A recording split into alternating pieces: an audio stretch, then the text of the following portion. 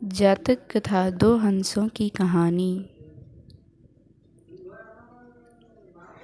बहुत पुरानी बात है। हिमालय में प्रसिद्ध मानस नाम की झील थी। वहाँ पर कई पशु पक्षियों के साथ ही हंसों का एक झुंड भी रहता था।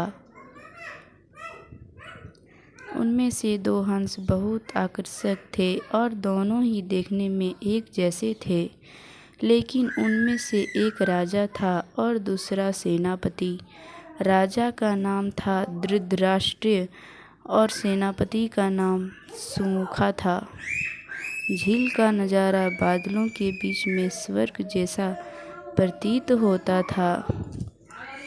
उन समय झील और उसमें रहने वाले हंसों की प्रसिद्धि वहां आने जाने वाले पर्यटकों के साथ देश विदेश में फैल गई थी। वहां का गुणगान कई कवियों ने अपनी कविताओं में किया, जिससे प्रभावित होकर वाराणसी के राजा को यह नज़ारा देखने की इच्छा हुई।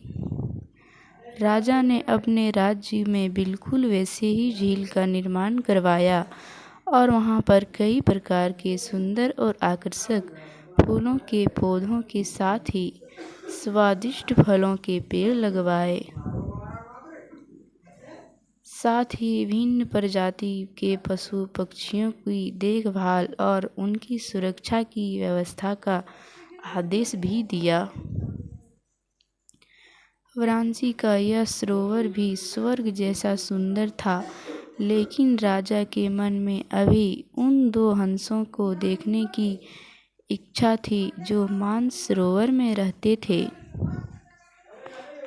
एक दिन मानसरोवर के अन्य हंसों ने राजा के सामने वाराणसी के सरोवर जाने की इच्छा प्रकट की, लेकिन हंसों का राजा समझदार था। वह जानता था कि अगर वो वहां गए तो राज उन्हें पकड़ लेगा। उसने सभी हंसों को वाराणसी जाने से मना किया, लेकिन वो नहीं माने। तब राजा और सेनापति के साथ सभी हंस वाराणसी की ओर उड़ चले। जैसे ही हंसों का झुंड उस झील में पहुंचा, तो अन्य हंसों को छोड़कर प्रसिद्ध दो हंसों की शोभा देखते ही बनती थी। सोने की तरह चमकती उनकी चोंच सोने की तरह ही नजर आते उनके पैर और बादलों से भी ज़्यादा सफ़ेद उनके पंख हर किसी को अपनी ओर आकर्षित कर रहे थे। हंसों के पहुंचने की खबर राजा को दी गई। उसने हंसों को पकड़ने की युक्ति सोची और एक रात जब सब सो गए तो उन हंसों को पकड़ने के लिए जाल बिछाया गया। अगले दिन जब हंसों का राजा जागा और भ्रमण पर निकला तो उस जाल में फंस गया। उसने तुरंत ही तेज आवाज़ में अन्य सभी हंसों को वहां से उड़ने और अपनी जान बचाने का आदेश दिया।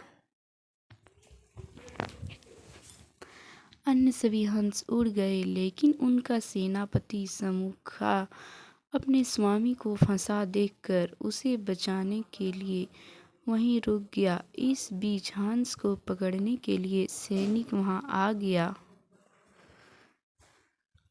उसने देखा कि हंसों का राजा जाल में फंसा हुआ है और दूसरा राजा को बचाने के लिए वहां खड़ा हुआ है। हंस की स्वामी भक्ति देखकर सैनिक बहुत प्रभावित हुआ और उसने हंसों के राजा को छोड़ दिया। हंसों का राजा समझदार होने के साथ साथ दूरदर्शी भी था। उसने सोचा कि अगर राजा को पता चलेगा कि सैनिक ने उसे छोड़ दिया है तो राजा इसे जरूर प्राणदंड देगा। तब उसके सैनिक ने से कहा कि आप हमें अपने राजा के पास ले चलें। यह सुनकर सैनिक उन्हें अपने साथ राज दरबार में ले गया। दोनों हंस सैनिक के कंधे पर बैठे थे। हंसों के सैनिक के कंधे पर बैठा देखकर हर कोई सोच में पड़ गया। जब राजा ने इस बात का रहस्य पूछा तो सैनिक ने सारी बात सच सच बता दी। सैनिक की बात सुनकर राजा के साथ ही सारा दरबार उसके साहस और सेनापति की स्वामी भक्ति पर हैरान रह गया और सभी के मन में उनके लिए प्रेम जाग उठा।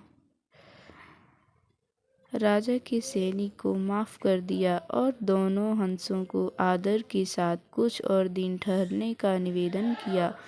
हंस ने राजा का निवेदन स्वीकार किया और कुछ दिन वहाँ रुककर वापस मांस झील चले गए।